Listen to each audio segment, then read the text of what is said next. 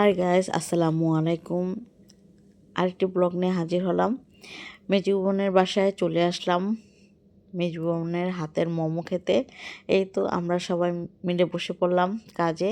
এদিকে মোমোর পুর বানানো হয়ে গিয়েছে। এখানে বাঁধাকপি এবং চিকেন দিয়ে মোমোর পুর বানানো হয়েছে। এখানে ময়দাটাকে ভালো করে মতে গোল গোল শেপের একটা রুটি মতো বেলে এর ভিতরে এখন পুর দিয়ে দিব। আমরা সবাই এখানে বসে পড়লাম মোমো বানাতে, বোনকে হেল্প করার জন্য। আর এই শেপটাই আমার কাছে সবচেয়ে বেশি ইজি এবং সহজ মনে হয়, তাই আমি এই শেপটা দিয়েই মোমো বানাচ্ছি। আর এই শীতের মধ্যে মোমো খেতে সবার ভালো লাগে।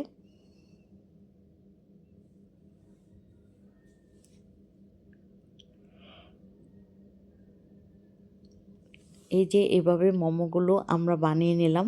তারপর এখানে আমরা স্টিমে এই মোমোগুলোকে ভাপে সিদ্ধ দিব। এই যে মোমোগুলো স্টিমে দিয়ে দিলাম, পানির যেহেতু বলক চলে আসছে। তারপর একটা ঢাকনা দিয়ে ঢেকে দেব।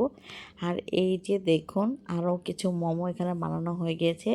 আর এই যে মোমোর ফাইনাল লুক, গরম গরম ধোয়া উঠানো মোমো। সবাই খেয়ে বলছে যে খুব মজা হয়েছে, খুব মজা হয়েছে।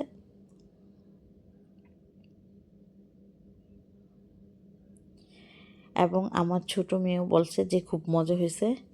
যাই হোক, মোমো খেতে খেতে একটা পার্সেল চলে আসলো ব্লু অ্যাড্রেস থেকে। বোনের বাসার ঠিকানায় একটা ড্রেস অর্ডার দেওয়া হয়েছিল এবং এই ড্রেসটা আজকে চলে আসছে। যেহেতু আজকে বোনের বাসায় আসবো, তাই বোনের বাসার ঠিকানায় এখানে দেওয়া হয়েছিল, তাই এই অ্যাড্রেসে আমাকে ড্রেসটা দিয়ে গেল। আর আমি এই ড্রেসটাকে অনলাইন থেকে অর্ডার করেছি এবং ড্রেসটা কেমন হয়েছে অবশ্যই কমেন্ট বক্সে আমাদের জানাবেন।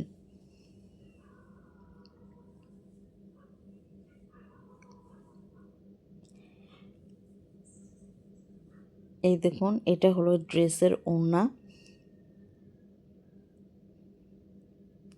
আর এটা হলো সালোয়ার, পিওর শিফনের উপর ড্রেসটা খুবই সুন্দর। যে আরেকবার দেখিয়ে দিচ্ছি, এই যে এটার ওড়না। আর আমার এই ব্লগটি ভালো লাগলে অবশ্যই পাশে থাকবেন। ধন্যবাদ সবাই।